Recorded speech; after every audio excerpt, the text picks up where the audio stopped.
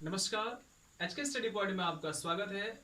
आज जो है हम क्लास 12 के फिजिक्स विद्युत क्षेत्र एवं आवेश के भाग 7 में चलते हैं और इसमें आज जानेंगे हम कि बहुल आवेशों के बीच बल कैसे प्राप्त किया जाता है, या इसे हम कह सकते हैं अध्यारोपण का सिद्धांत। सबसे पहले जानेंगे कि अध्यारोपण का सिद्धांत होता क्या है।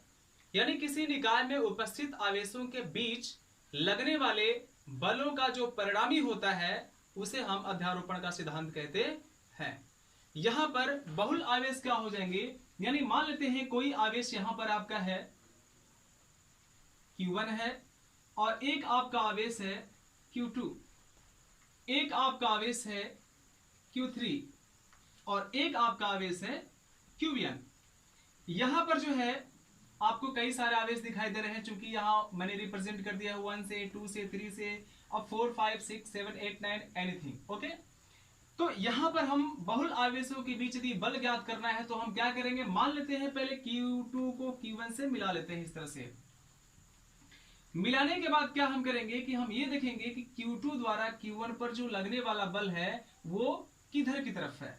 तो याद रखिएगा, ये जो है अगर दोनों समान प्रकार के अगर आवेश होंगे तो दोनों पर लगने वाला बल विपरीत होगा, या अगर एक विपरीत प्रकार के आवेश है तो दोनों के द्वारा जो लगने वाला बल होगा वो एक तरफ होगा। तो मान लेते हैं Q2 द्वारा Q1 पर जो लगने वाला बल है वो उसका डायरेक्शन इधर की तरफ है।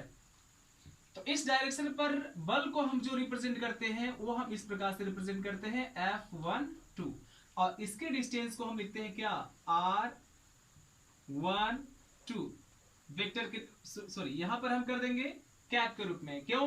क्योंकि यहां पर एकांक सदिश है, अर्थात केवल हमें दिशा से तात्पर्य लेनी है, इसलिए इसको हम एकांक सदिश के रूप में लिखेंगे। अब यहां क्या कर लेंगे, जैसे मान लेंगे Q3 द्वारा Q1 पर जो लगने वाला बल होगा उसका डायरेक्शन किधर होगा, ऐसे होगा। तो यहां पर बल को हम रिप्रेजेंट करेंगे वेक्टर F Q, यहां 3 है, यहां पे कर देंगे 1 3। यहां पर Qn द्वारा जो लगने वाला बल होगा Q1 पर उसका डायरेक्शन इधर की तरफ होगा, तो इस बल को हम रिप्रेजेंट करेंगे वेक्टर F1 और यहां कर देंगे क्या, n। तो हम तमाम डिस्टेंसेस को दिशा के रूप में हम लिख देते हैं वेक्टर कैफ R, और यहां पर लिख देंगे 1 3, यहां पर लिख देंगे कैफ R और 1 n करके। हमको क्या करना है कि सभी आवेशों द्वारा यानी बहुत से आवेशों द्वारा जो लगने वाला बल है Q1 पर उसका परिणामी क्या है। तो परिणामी ज्ञात करने के लिए हम सबसे पहले लेंगे क्या, लेंगे कि Q2 द्वारा Q1 पर लगने वाला बल। तो यहां हम लिखते हैं Q2 द्वारा Q1 पर लगने वाला बल कितना हो जाएगा। उस बल को ज्ञात करने के लिए हम लिखेंगे पहले यहां पर वेक्टर F और यहां लिखेंगे 1 2 इक्वल टू क्या कर देंगे, लिखेंगे हम 1/4 पाई एप्सिलॉन नॉट और यहां कर देंगे Q1 Q2 और बटे में कर देंगे R का स्क्वायर। लेकिन यह जो R है आपका 1 2 है, तो यहां लिख देंगे R12 का स्क्वायर और एकांक सदिश के रूप में यानी दिशा के रूप में लिखेंगे तो क्या लिखेंगे, R कैफ और यहां लिख देंगे 1 2। याद रखिए ये जो आपका है ये परिणाम है, इसका परिमाण है, और ये इसकी दिशा है। यानी परिमाण और दिशा दोनों साथ साथ यहां पर है। ठीक है, एक हो गया कंडीशन आपका। इसको आप चाहे तो इक्वेशन के रूप में भी लिख सकते हैं, इक्वेशन 1 कर दीजिए इसको। ठीक है, अब हम लिखते हैं क्या, Q3 द्वारा Q1 पर लगने वाला बल। तो यहां लिखते हैं Q3 द्वारा किस पर, Q1 पर लगने वाला बल, लगने वाला बल क्या हो जाएगा, यहां हम लिखेंगे वेक्टर F। अब यहां 1 3 हो जाएगा, जैसा आप देख रहे हैं इस पर लगने वाला बल क्या है वेक्टर F13, तो यहां लिखेंगे F13 इज इक्वल टू कर देंगे आप 1/4 पाई एप्सिलॉन नॉट, और यहां लिखेंगे Q1 Q3 और बटे में कर देंगे R13 का स्क्वायर, और यहां लिख देंगे R कैफ और 13 कर देंगे। ठीक है गाइस, इसको आप लिख सकते हैं समीकरण नंबर क्या 2 लिख सकते हैं। इनको हम थोड़ा ब्रैकेट में घेर देते हैं, आपको एकदम स्पष्ट हो जाएगा लिख इस तरह बना देने से। यहां पर जो आपको समीकरण नंबर 2 प्राप्त हुआ इसको हम इस तरह से घेर दे रहे हैं ब्रैकेट में। ठीक है, ये 2 समीकरण हमको प्राप्त हुए। अब जो है हम क्या करेंगे, Qn द्वारा Q1 पर लगने वाला बल ज्ञात करेंगे। ठीक है, तो यहां हम लिखेंगे Qn द्वारा किस पर, Q1 पर लगने वाला बल। अब क्या हो जाएगा गाइस, देख लीजिए, यहां पर जो बल होगा वो F1N हो जाएगा। ठीक है, वेक्टर के रूप में इज इक्वल टू कर देंगे आप 1/4 pi epsilon not into Q1 और Qn, और बटे में कर देंगे R, और यहां कर देंगे स्क्वायर 1n कर देंगे, और यहां एकांक सदिश के रूप में कर देंगे R कैफ 1n। इसको आप कर सकते हैं समीकरण नंबर 3। ठीक है, और इसको भी हम ब्रैकेट में घेर देते हैं। ठीक, ऐसे ये हो गया आपका। अब जो है हमें इन सभी बलों का अगर परिणामी निकालना है, चूंकि हमें परिणामी ही ज्ञात करना है, तो हम लिखेंगे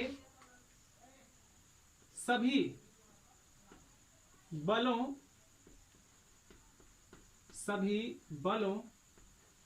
का परिणामी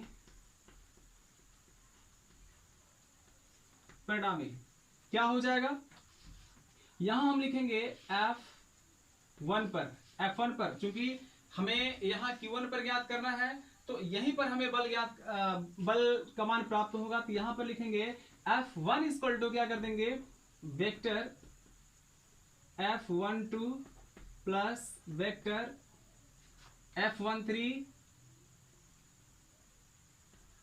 और प्लस डॉट डॉट डॉट करके लिखेंगे वेक्टर क्या कर देंगे यहां पर F1N कर देंगे। ठीक है, अब यहां पर इनके मान को हम रख देंगे। जैसे इसका मान क्या है, F12 का मान कितना है 1/4 पाई, और अब लिखेंगे इसको पहला वाला Q1 Q2 और बटे में R13 का स्क्वायर, फिर यहां लिखेंगे R कैफ और यहां लिखेंगे 13 प्लस दूसरा क्या आपका है Q1 Q3 बटे में R13 सॉरी पहले वाले में 12 है, इसमें हो जाएगा 13 और इसका स्क्वायर, और यहां कर देंगे एकांक सदिश जो वेक्टर आपका है R कैफ और 13 प्लस डॉट डॉट डॉट करके करेंगे क्या, इसको करेंगे Q1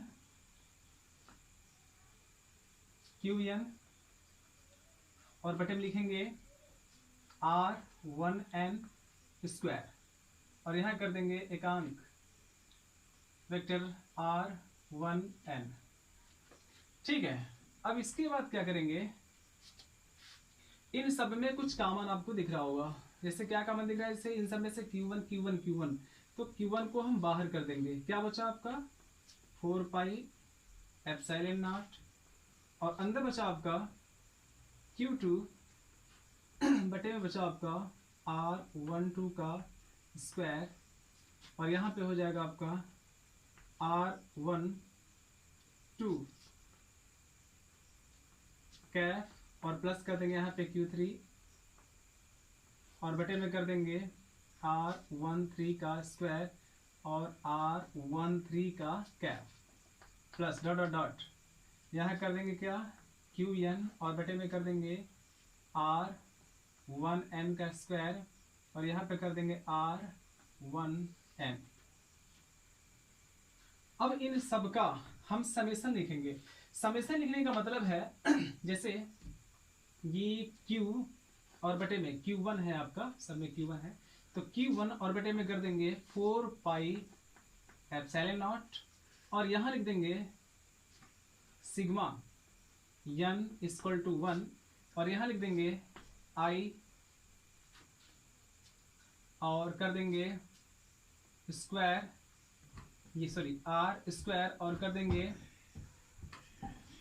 यहाँ पे कर देंगे हम i इक्वल टू 2 और यहाँ पे कर देंगे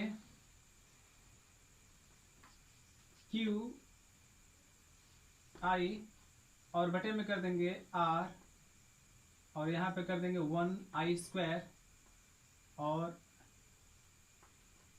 यहाँ पे कर देंगे r1i। अब इसको जो है पूरे को हम लिख देंगे f1 बराबर और ब्रैकेट में इसको हम घेर देंगे। ठीक है, एटलीस्ट यही जो है सभी बलों का परिणामी प्राप्त हो जाएगा। ठीक है, तो गाइस यदि आपको ये समझ में आ गया हो अच्छे से तो वीडियो को लाइक शेयर कमेंट जरूर करिए और यदि आप चैनल पर नए हैं तो चैनल को सब्सक्राइब करके बेल आइकन को प्रेस कर लीजिए ताकि आने वाली वीडियोस की नोटिफिकेशन आप तक आसानी से पहुंच सके।